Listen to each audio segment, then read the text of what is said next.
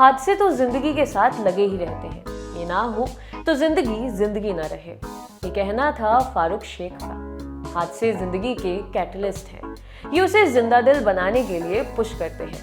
हादसे तो सबके जीवन में होते हैं, पर हर कोई जिंदा दिल नहीं होता। इसके लिए फारूक शेख होना पड़ता है। फारूक शेख पैरेलल और कमर्शियल सिनेमा दोनों में समान दखल रखने वाले अभिनेता। एक्टिंग का रेंज ऐसा कि रोमांस हो, कॉमेडी हो या कोई संजीदा किरदार, फारूक इसे खुद में उतार लेते हैं। जैसा कि वो दीप्ति नवल के बारे में कहते हैं, मेरी अपनी राय ये है कि दीप्ति जी एक गैर मामूली फनकारा है। एक्टिंग में कुछ करके दिखाना इतना मुश्किल नहीं है जितना कि ऐसा नजर आना कि कुछ कर ही नहीं रहे हो। उन्होंने खुद भी ऐसा ही करके दिखाया, चाहे कथा का बदमाश बासु, चश्मे बदूर का सीधा सिद्धार्थ, उमराव जान का नवाब सुल्तान, शतरंज के खिलाड़ी का चपल शकील या फिर नूरी का रोमांटिक यूसुफ। सब एक दूसरे से अलहदा किरदार और कोई किसी से कम नहीं, सब में शानदार अभिनय। एक्टर से इतर उनकी और भी कई आइडेंटिटीज हैं। बेहतरीन टीवी प्रस्तोता, थिएटर के मंझे हुए कलाकार, कमाल की शख्सियत, सरल, सहज और सुमधुर। कुछ कहा जाए और उनका प्रमाण ना दिया जाए, वैसा कहना किस काम का। तो हमने जो इतना समा बांधा है उसको साबित करने के लिए सुनाते हैं फारूक शेख की जिंदगी के कुछ चुनिंदा किस्से। शुरुआत में हमने बात की हादसों की। एक हंसी हादसा फारूक के साथ भी हुआ, जिससे उनकी जिंदगी 180 डिग्री घूम गई। खानदानी जमींदार और वकील का बेटा मुंबई में वकालत कर रहा था, साथ ही थोड़ा बहुत थिएटर भी। MS सथ्यू इस्मत चुगताई की कहानी पर एक फिल्म बनाने जा रहे थे, गर्म हवा। पैसे उनके पास थे नहीं, सो जान पहचान के लोगों को ही रोल दे रहे थे, जो पैसे भी ना ले और समय भी खूब दे।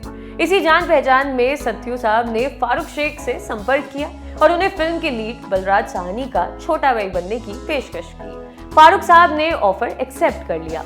उनका MS सथ्यू के साथ एक कॉन्ट्रैक्ट हुआ 750 रुपए का, जो सथ्यू साहब ने उन्हें 20 सालों में चुकाए। वो मजाकिया लहजे में कहते हैं, बजट के अभाव में बेचारे सथ्यू साहब दोस्तों से ही पूछ रहे थे, ये रोल कर लो, वो रोल कर लो, तो 750 रुपए के लालच में मैंने भी एक रोल कर लिया। सत्यजीत रे रोज गुड मॉर्निंग विश करते थे। सिनेमाई जीनियस सत्यजीत रे ने गर्म हवा देखी और फारूक साहब को अपनी फिल्म शतरंज के खिलाड़ी में कास्ट कर लिया। उन्हें फारूक का काम इतना पसंद आया कि रे साहब ने उनके कनाडा से लौटने का 1 महीने तक इंतजार किया, पर कास्ट उन्हीं को किया। फिल्म की शूटिंग शुरू हुई। फिल्म में सईद जाफरी, संजीव कपूर और फरीदा जलाल जैसे सीनियर कलाकार भी थे। सत्यजीत रे रोज सुबह आते और मेकअप रूम में एक एक एक्टर के पास जाकर गुड मॉर्निंग बोलते। अब फारूक साहब को लगता, क्या कमाल और डाउन टू अर्थ आदमी है कि इतने सीनियर कलाकारों के बीच में मुझ जैसे नौसिखिए को गुड मॉर्निंग विश कर रहा है, मेरा हालचाल पूछ रहा है। शूटिंग खत्म हो गई। बाद में फारूक शेख के सामने ये भेद खुल गया कि आखिर रे साहब डॉट 9:30 बजे आकर सबसे गुड मॉर्निंग क्यों बोलते थे। दरअसल वो थे अंग्रेजी तरबियत के बंगाली आदमी। दुनिया इधर की उधर हो जाए, पर वक्त गलत नहीं होना चाहिए। तो रे साहब सिर्फ इसलिए सबको गुड मॉर्निंग बोलने जाते थे कि वो चेक कर सके कि कौन लेट है और कौन टाइम पर। और फारूक शेख समझते थे कि क्या मस्त इंसान है, इतना बिजी होकर भी वक्त निकाल कर मिलने आता है। फारूक सुबह 5 बजे उठते और फिर सो जाते। उन्होंने उमराव जान के डायरेक्टर मुजफ्फर अली के साथ एक फिल्म की, गमन। आपने फिल्म भले ही ना देखी हो, पर रूपा गांगुली की आवाज में आपकी याद आती रही रात भर सुनकर किसी की याद में जरूर डूबे होंगे। तो रे साहब की तरह ही मुजफ्फर अली ने भी, जो अपनी पहली फिल्म बना रहे थे, गर्म हवा देखी और फारूक साहब को मिलने बुलाया। मुलाकात सफल रही। उन्हें गमन में रोल मिल गया, जो अर्बन माइग्रेशन की समस्या पर बात करती है। शूट शुरू हुआ।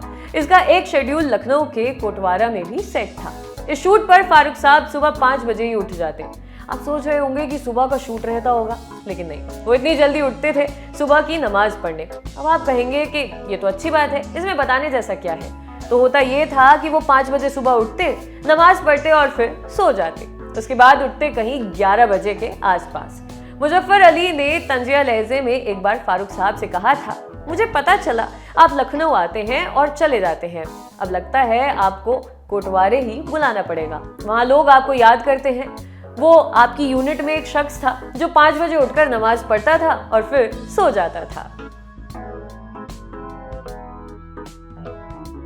फिरोज खान ने एक अंग्रेजी प्ले पढ़ा लव लेटर्स। उन्हें अंग्रेजी में जमा नहीं। उन्होंने जावेद सिद्दीकी को बुलाया। इस प्ले को उन्होंने उर्दू में अडॉप्ट किया और नाम रखा तुम्हारी अमृता।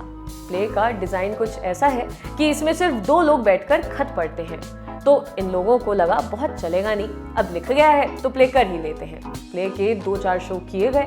उसके बाद ये प्ले ऐसा चला कि इसे शबाना आजमी और फारूक शेख 20 साल तक करते रहे। क्योंकि शबाना आजमी को फारूक कॉलेज के दिनों से जानते थे, एक बार उन्होंने शबाना से कहा, आप जानती हैं हम दोनों एक दूसरे को लगभग 40 साल से जानते हैं। इस पर शबाना ने मजाक करते हुए जवाब दिया, प्लीज मुझे याद मत दिलाओ, मैं बेहोश हो जाऊंगी।